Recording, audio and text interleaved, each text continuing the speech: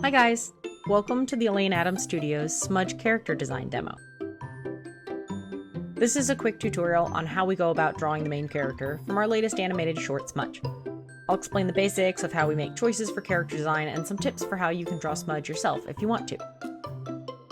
When creating characters for animation, there are a lot of things to consider.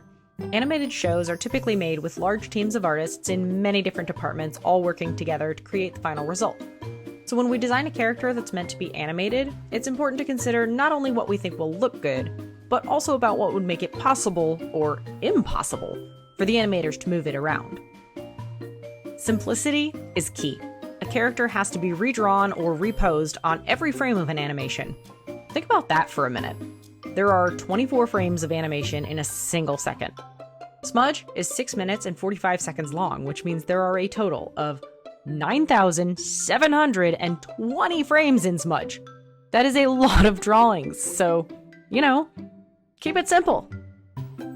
Anyway, let's get to the fun part. So, you can see that Smudge is made up of some pretty basic shapes. Triangles, rectangles, circles. That's not just something that we're using to show you how to draw it. That's actually how we do it too. Our character designer likes to draw really loose sketches to begin with, and then you can see that they're going over top of that first sketch with a more finished line. Often in sketches, the lines can be really short and messy, so when you go back over to do your final lines, it helps to try to keep them longer and more flowy.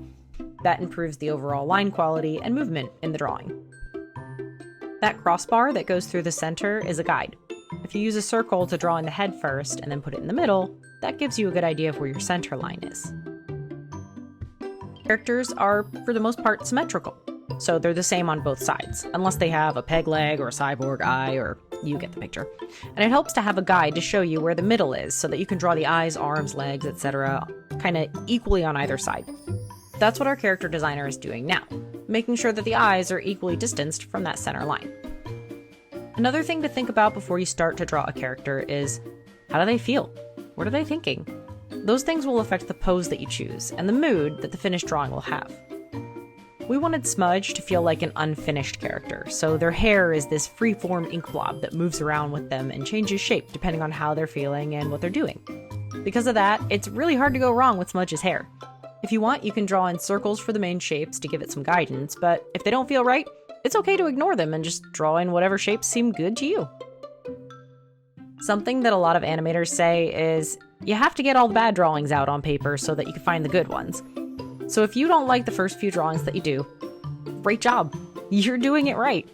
Every imperfect design is one more closer to meeting your new favorite character.